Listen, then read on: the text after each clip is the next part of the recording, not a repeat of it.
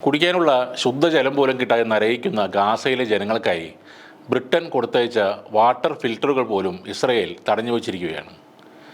ഇത് സുരക്ഷാ ഭീഷണിയാണെന്ന് ചൂണ്ടിക്കാട്ടിയാണ് അതിർത്തിയിൽ ഈ സാധനങ്ങൾ തടഞ്ഞതെന്ന് ബ്രിട്ടീഷ് പാർലമെൻറ്റ് അംഗം റോസന അലിൻഖാൻ പറയുന്നു. ഞങ്ങൾ നൽകിയ വാട്ടർ ഫിൽട്ടറുകൾ സുരക്ഷാ ഭീഷണിയാണെന്ന് പറഞ്ഞ് ഗാസയിലേക്ക് കൊണ്ടുപോകുന്നത് ഇസ്രയേൽ തടഞ്ഞു. ബ്രിട്ടീഷ് ഗവൺമെൻറ് വിതരണം ചെയ്യുന്ന വാട്ടർ ഫിൽട്ടർ എന്ത് തരം ഭീഷണിയാണ് സൃഷ്ടിക്കുന്നത്? റോസന അലിഖാൻ എക്സിൽ എഴുതിയ കുറിപ്പിൽ ഇങ്ങനെയാണ് ചോദിക്കുന്നത്. 1350 വാട്ടർ ഫിൽട്ടറുകളും 2560 സോളാർ ലൈറ്റുകളും ഒക്ടോബറിലാണ് ബ്രിട്ടീഷ് സർക്കാർ ഗാസയിലേക്ക് കയറ്റി അയച്ചത്.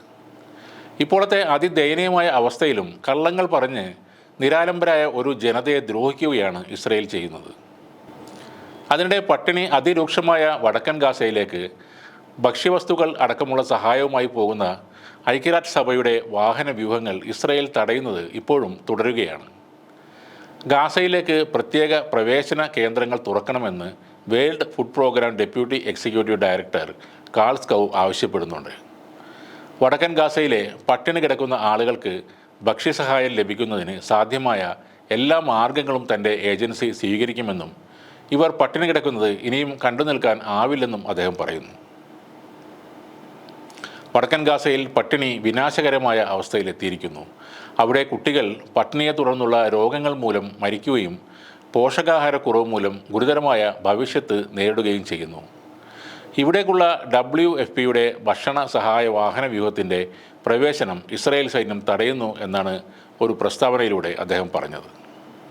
ഇത്തരം ക്രൂരതകൾ കൂടാതെ കഴിഞ്ഞ ആഴ്ച ഭക്ഷണത്തിനായി റോഡിൽ ക്യൂ നിന്നിരുന്ന പലസ്തീൻ പൗരന്മാരുടെ നേർക്കും ഇസ്രയേൽ ആക്രമണം നടത്തിയിരുന്നു. 100-ലധികം പേരാണ് അന്ന് മരിച്ചു വീണത്. ഇപ്പോൾ ബ്രിട്ടനും അമേരിക്കയും അടക്കം പലസ്തീനിൽ യുദ്ധം അവസാനിപ്പിക്കണമെന്നും അവർക്ക് കൂടുതൽ സഹായങ്ങൾ എത്തിക്കണമെന്നും പറയുന്നത് വലിയൊരു മാറ്റത്തിൻ്റെ തുടക്കമായി വേണം കാണാൻ.